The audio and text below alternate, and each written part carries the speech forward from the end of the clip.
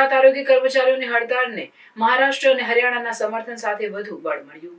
ગુજરાત રાજ્ય આરોગ્ય કર્મચારી મહાસંઘ દ્વારા તેમના પડતર પ્રશ્નોના નિરાકરણ માટે હડતાળનું એલાન આપવામાં આવ્યું છે, જેમાં 25,000 આરોગ્ય કર્મચારીઓ 17મી માર્ચથી અચોક્કસ મુદતની હડતાળ પર ઉતરશે। હડતાળના કારણે ગ્રામીણ વિસ્તારોની આરોગ્ય સેવા પર ગંભીર અસર પડશે।